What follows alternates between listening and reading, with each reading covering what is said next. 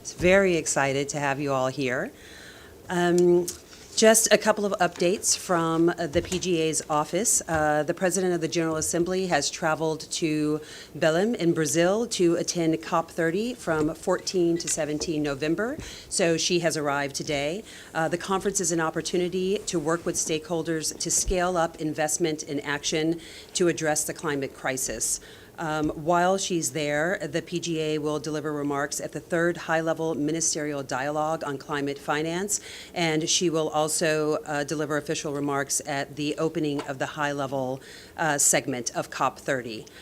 She'll also meet with civil society groups, government ministers, make a field visit to small businesses that are engaging in sustainable agricultural practices in the rainforest, and she will speak with media who are covering the conference. As the PGA has also attended the second World Summit for Social Development in Doha just last week, she sees this as an opportunity to highlight that climate action in social development and social justice are inseparable, because combating the climate crisis provides the foundation for prosperity, peace, security, and the enjoyment of human rights. So she will be highlighting that integral connection while on the ground in Belém. Just looking ahead to what's happening in the GA next week for your coverage plans, there will be a number of elections and appointments of various members of subsidiary bodies that include members of the Committee on Conferences, the Joint Inspection Unit, the United Nations Appeals Tribunal, and the United Nations Dispute Tribunal, among several others. But of most interest to journalists covering the UN is the confirmation of the appointment of the UNDP administrator, Alexander De Croo, the former Prime Minister of Belgium. So that will be taking place on Monday, the 17th, in the GA, in the plenary in the morning. On Tuesday, the 18th of November, the GA will take up the question of equitable representation on an increase in the membership of the Security Council, and other matters related to Security Council will also be discussed. This is the annual debate on Security Council reform and other matters. The PGA will deliver remarks, which we will share with you. And in addition, the intergovernmental negotiation on Security Council reform is expected to begin its work in the coming months, with the co-chairs for this being Kuwait and the Netherlands, who will co-chair that process. On Wednesday, the 19th, Sport for Development and Peace will be considered, building a peaceful and better world through sport and the Olympic ideal, under Agenda Item 11. So this will be discussed, and a resolution on the Olympic truce will be tabled by Italy, which is the host country for the 2026 Winter Games. And this will be considered by the GA, followed by a debate, and the PGA will also be delivering remarks as well. Rounding out next week on Thursday, the 20th of November, there will be the annual debate on the use of the veto. This is the annual debate on Agenda Item 64. It is not in response to any particular veto measure. It's just the annual debate on this agenda item. So that is the look ahead in the GA for next week.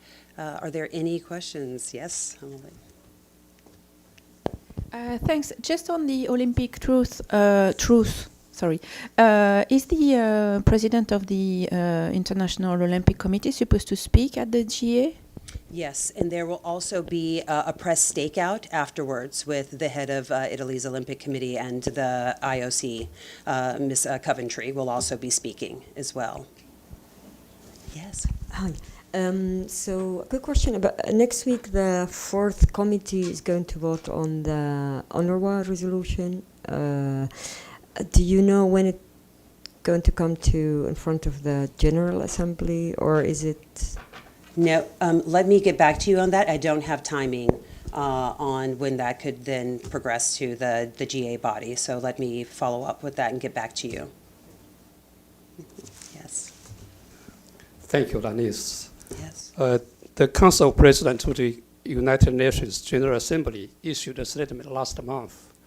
It said, the ongoing paralysis of the Security Council highlights the urgent need for a comprehensive reform of this UN, as it undermines the organization's primary responsibility to maintaining peace and security. And it calls for special session of the UN General Assembly to address this issue. So does the PGA has any plan to hold such a special session? Thank you. So your question is on Security Council reform and the need to move that forward? So- No, that's for the General Assembly to convene a special session. A special session regarding what? I'm sorry, I missed the first part of the question. The role of the United Nations in maintaining world peace and security. A special session on the role of the relevance of the UN and the role of the UN in maintaining peace and security in the current times. This is something that the PGA has spoken about at length, and will continue to work, with member states to bring this attention. I don't have any information on a particular date or time for calling such a meeting, but she has held repeatedly that looking at, UN80, looking at the situation with the Security Council and the need to reform the UN and to ensure that it maintains its place in helping to maintain peace and security, that this is something that the General Assembly, must take up and be seized with. So there are currently no plans that I can share with you of when such a special session would be called, but this is something that she thinks is very important for the GA to continue to consider and to look at ways in which the UN can continue to play that role of convening multilateral actors. Question. The 80th session of the General Assembly is to select next Secretary General. A lot of countries have voiced support for female SG. So has the PGA received any candidates for the next SG? Any female candidates? Thus far, the process has not officially opened, the nominating process. That process is kicked off via a joint letter with the President of the Security Council and the PGA. That letter has not been issued yet. I don't think that it's any secret that Costa Rica has made clear its desire to nominate a female candidate.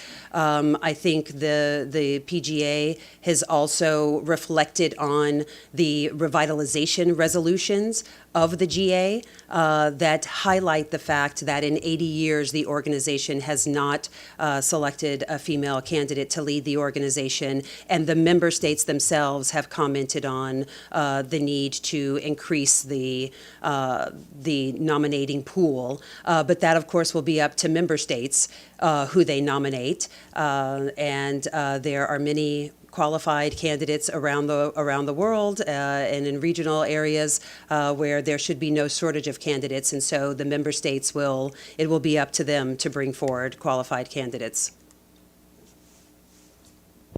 A quick follow-up on that. So we know there must be a joint letter by PGA and the President of Security Council, but is this agenda now currently under discussion already? In terms of the selection process? The letter, yeah. Oh, yes. So the letter, it is being worked on. As you know, the resolution states that it has to be issued in the last quarter of the year when, before the current SG finishes his term. And so the letter is being worked on, and because it has to be issued in this last quarter, I would certainly be on the lookout for it. That makes me wondering, maybe many people they are wondering this as well, that it's just a letter to kick off the selection. So what takes it so long? I think it's down to what the program of work is in, the various bodies in the Security Council, when they can take it up, when they can look at it. So the PGA is definitely in touch with the President of the Security Council for each of the months that have fallen into this last quarter. And so I think it's just a matter of, the timing and when they have time to, work on it and come to an agreement that this is the letter that they want to put out. But as you mentioned, you can look at previous letters in the past, and they are quite straightforward. But as you know, everything, there's sort of a program of work, and sometimes the agenda items that the Security Council and the PGA, the GA are working on, you are overtaken by events and things come up and you have to address those first. But the letter will be issued certainly before the end of this year, so the process will officially kick off. Okay. Any questions from our student journalists who are joining us from Seton Hall? Okay. All right, thank you all so much. I'll see you next week.